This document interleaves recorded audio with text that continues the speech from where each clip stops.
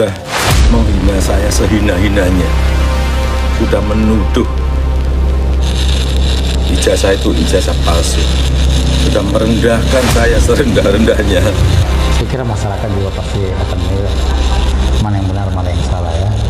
Dan masyarakat akan selalu melihat, menyoroti ya, bagaimana tentang perkembangan kasus ini. Ya? Karena itu waktu harus ada keputusan hukum yang jelas.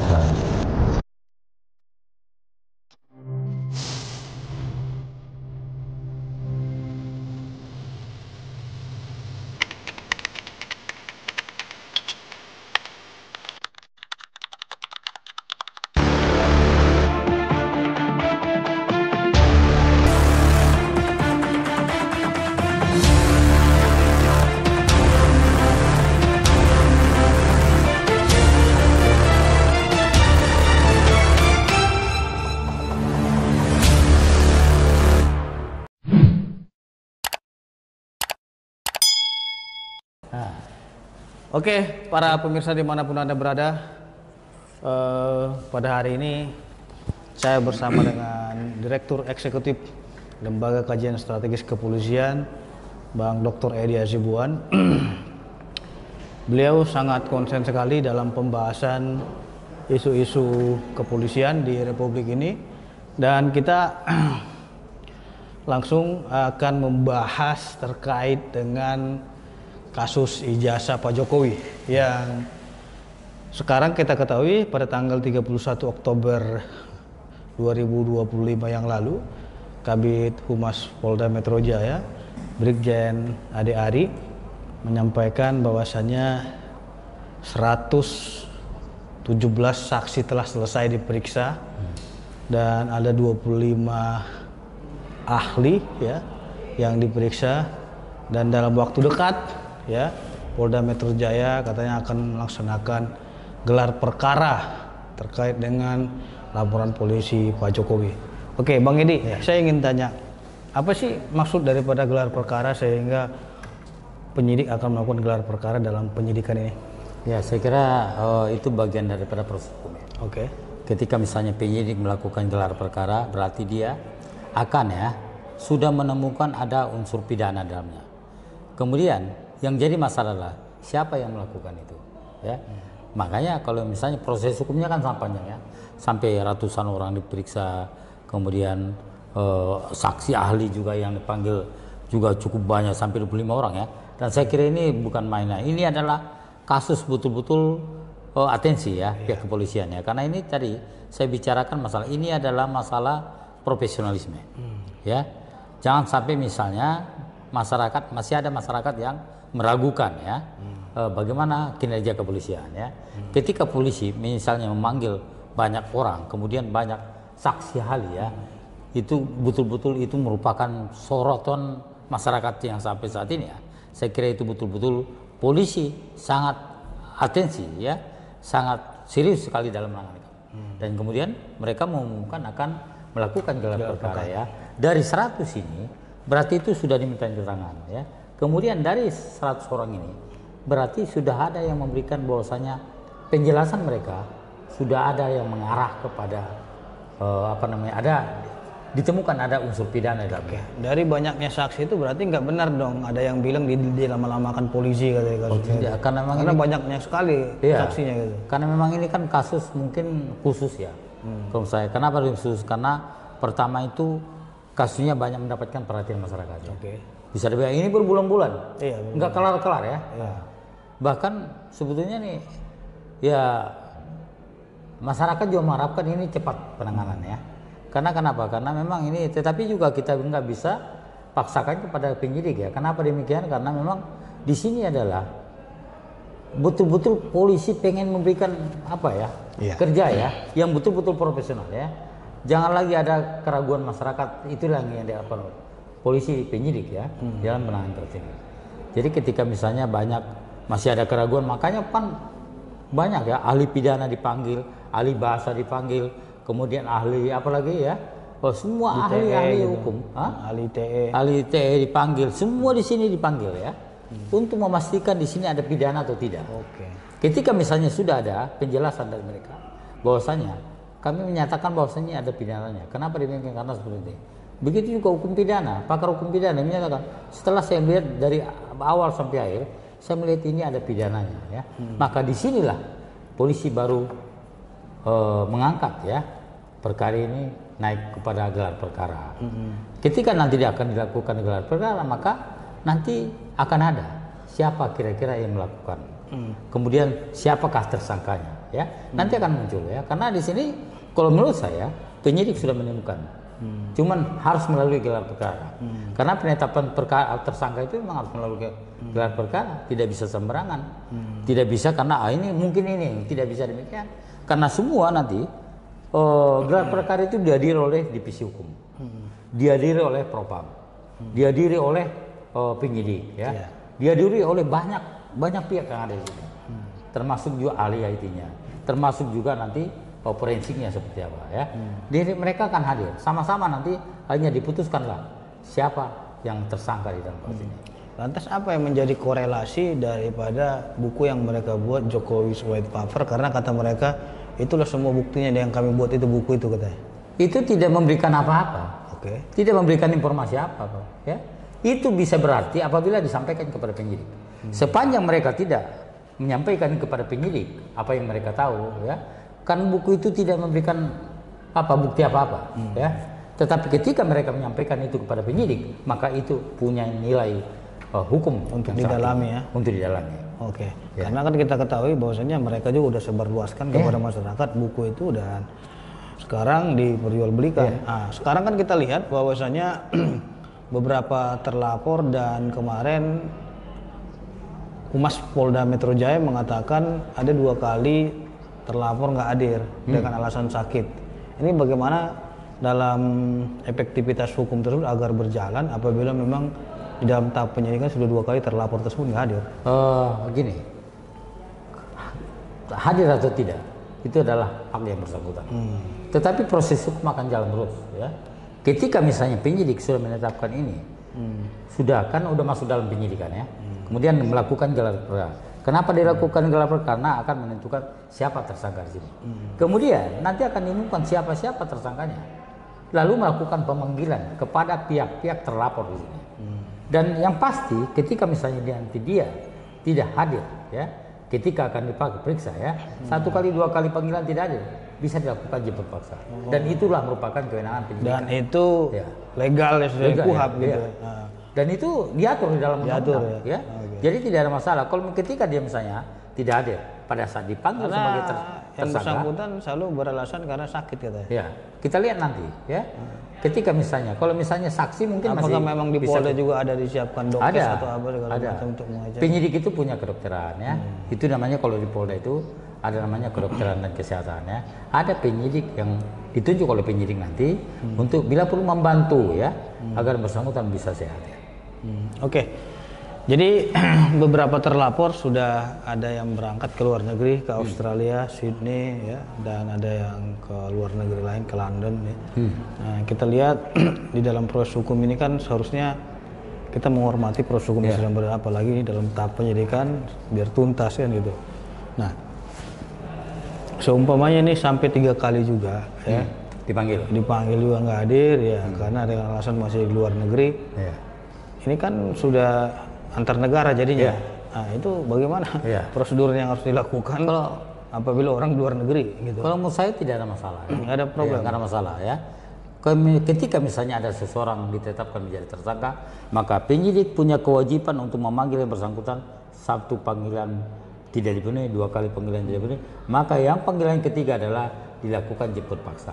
Itu diatur di dalam undang-undang. Bagaimana kalau misalnya orangnya di luar negeri? Tidak ada masalah. Ya, contohnya dia ke Singapura. Oh, ini kan nggak ada perjanjian bilateral dengan Indonesia katanya. Saya kira biasa dilakukan kepolisian melakukan kerjasama polis-polis. Oke. Ya.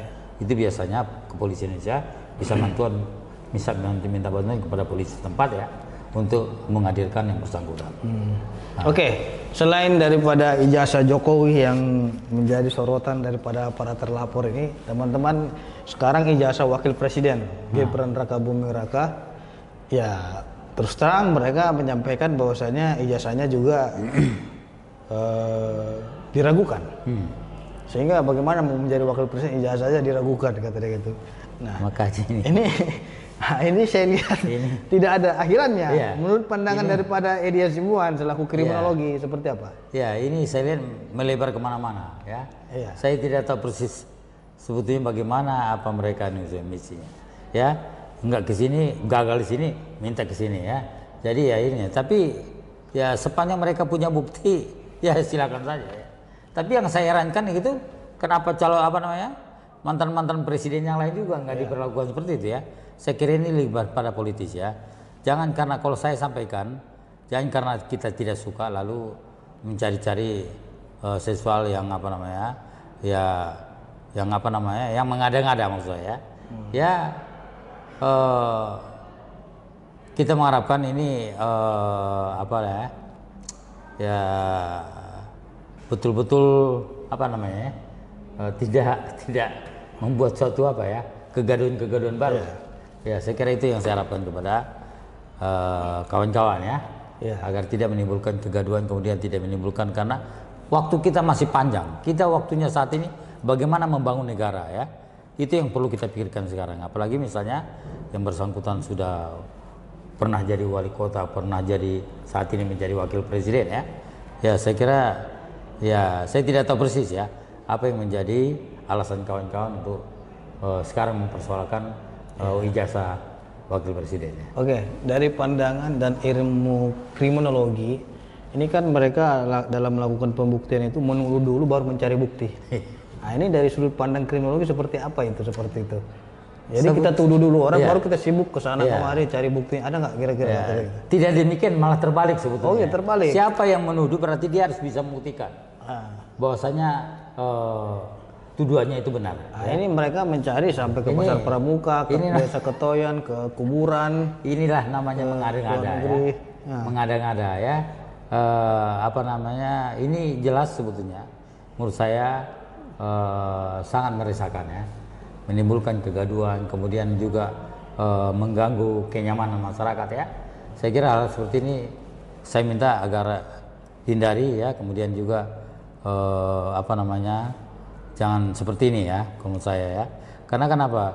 Boleh saja silakan menuduh orang ijazah palsu, tapi juga harus bisa wajib punya memberikan bukti ya.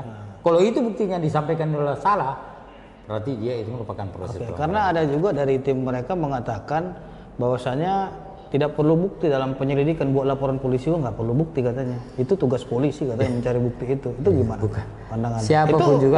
Itu salah. Hah? Itu adalah pemahaman yang salah. Oh gitu. Ya. Siapa yang menuduh maka dia harus bisa membuktikan. Itu tuduhannya itu. Mereka meminta polisi yang harus buktikan tidak itu gitu. Bukan karena mereka.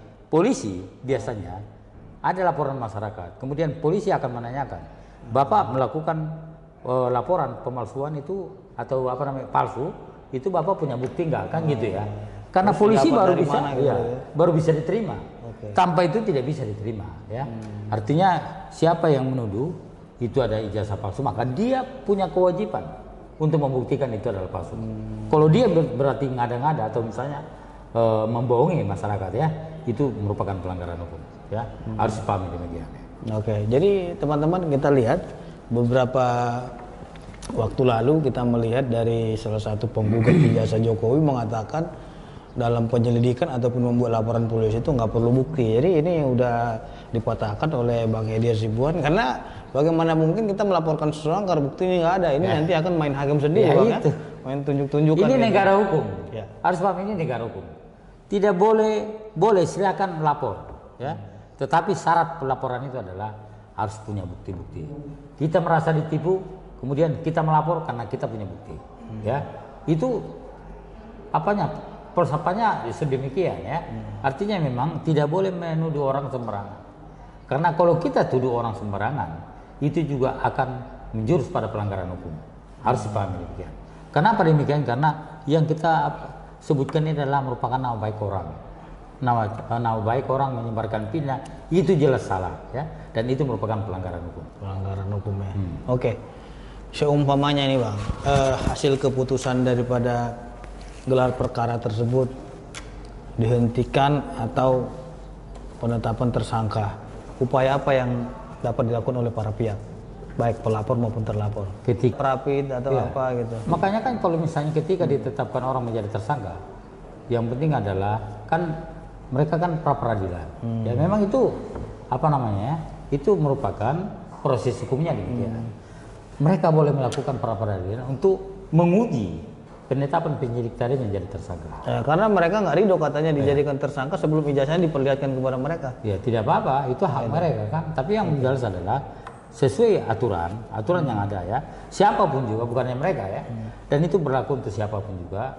Ketika penyidik menetapkan mereka menjadi tersangka, maka mereka punya hak untuk melakukan pra peradilan, Upaya untuk hukumnya. menguji ya penetapan tersangka tadi. Nggak ada yang melarang itu ya. Nggak ada melarang, memang itu diatur dalam undang-undang ya. Silakan Jadi siapapun diuji. juga silakan. Ya. Dan nanti akan dilihat, ya akan diuji di pengadilan, apakah penetapan tersangka itu sudah benar atau tidak. Ya. Oke, selanjutnya kita ketahui bahwasanya Roy Suryo CS sudah berada di Sydney, Saya baru Australia. dengar Ya. Saya baru dengar, Nah, ya. dia sudah ada siaran langsung, saya lihat pakai baju Pupu Fafa. Wow. Gitu kan. Sebenarnya ini tujuan apa untuk berangkat ke luar negeri dan podcast di luar negeri itu Mau ngapain ya? ya ngapain apa sih sebenarnya? Iya. Apa yang sebenarnya mereka ini mau apa sih gitu kan? Mau ngapain gitu. Kenapa nggak dibantah aja bukti-bukti yang ada gitu? Iya, itu sebetulnya itu lebih bagus ya. Tapi- Ketika ada tuduhan sebetulnya yang paling bagus, persiapkan diri. Ketika misalnya mana tahu, kita tidak tahu ya besok ke depan Iya. seperti apa ya. Putusan penyidik juga seperti apa kita tidak tahu. Iya, tahu. Karena kan baru mau lakukan gelar perkara. Iya. Kemudian gelar perkara biasanya nanti akan menentukan siapa tersangka di dalam perkara ini, ya. Ketika misalnya nanti kita tidak tahu ya, mudah-mudahan memang nggak ada yang tersangka ya. Ya, tapi kalau misalnya ketika misalnya ada tersangka, tugas mereka adalah bagaimana caranya mereka bisa membela diri, bahwasanya penetapan tersangka itu adalah tidak benar, Ya, ya. benar. Ya nggak apa-apa, lakukan perlawanan hukum, lakukan upaya hukum, lakukan pra-peradilan, itu diatur dalam undang-undang. Jadi kalau menurut saya, kalau yang ngapain juga misalnya harus berangkat ke sana ya, tapi mungkin bukan menghindari masalah kali, mungkin jalan-jalan atau gimana mungkin. Enggak, dia bawa kamera, gambar-gambar universitas apa gitu kan. Oh. Di foto-foto baru bicara-bicara gitu. Mungkin ada misinya kali mungkin yang lainnya, kita tidak tahu. Ya. Dan pakai baju Fufu Fafa. Oh. Ya kan seperti tayang. Jadi apakah memang korelasinya ada untuk pembuktian ini? Ya karena itu tidak akan membuktikan apa-apa sebetulnya. Nilainya nggak ada. Tidak membantu apa-apa karena tidak ada nilai hukumnya ya. Dengan di sini dengan di sana juga nggak ada Tapi nilai hukum. mereka udah berjuang keras sampai keluar negeri Iya, loh, makanya untuk bilang meyakinkan itu. iya, ya Ada itu gambar-gambar juga mereka dapat gitu. itu adalah hak mereka ya kawan-kawan itu ya. Ya kalau saran saya sih sebaiknya tetap berada di Indonesia, kemudian lakukan ikuti proses hukum ya. Iya. Kemudian nanti bila misalnya merasa tidak terima, ketika misalnya statusnya diubah oleh penyidik kepolisian, lakukan perlawanan hukum, Oke. lakukan upaya hukum, lakukan bila perlu pra peradilan. Itu yang paling tepat untuk menghadapi proses hukum yang akan datang. Jadi ini kan Bang Edi, mereka sudah menang 1-0 katanya karena mendapat salinan ijazah dari KPU. Ya, mereka udah konferensi pers. Jadi ijazahnya itu katanya sama dengan ijazah yang mereka teliti. Sebenarnya mereka ini memiliki kompetensi nggak sih untuk meneliti suatu ijazah? Karena kan setahu saya yang memiliki kewenangan itu adalah forensik Mabes Polri. Iya. Lapor gitu kan, karena kita Iya. juga bisa keliru menilai sesuatu hal Betul. gitu. Karena Ya, dengan karena memang- peralatan yang kurang Iya, memadai. Karena semua kan ada ya. Itulah makanya kepolisian itu ada namanya scientific crime investigation ya. Oke. Penyidikan ilmiah yang bisa dipertanggungjawabkan secara hukum ya. Jadi ketika kita misalnya mengakui ini adalah ijazah ini adalah benar, itu tidak benar, tidak bisa, itu menduga-duga namanya. Ya.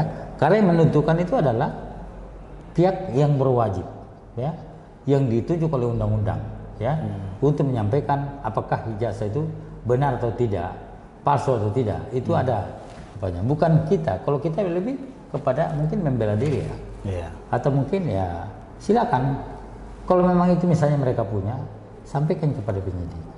Ini loh Pak, saya menemukan ijazah ini kemarin. Ini buktinya nih, ini asli gitu ya. Nggak apa sebetulnya. Kalau cuma memperlihatkan seperti itu nggak punya nilai hukum apa-apa. Iya, karena kan sesuai dengan ketentuan pasal 1888 KUH Perdata, fotokopi itu tidak memiliki nilai kekuatan pembuktian.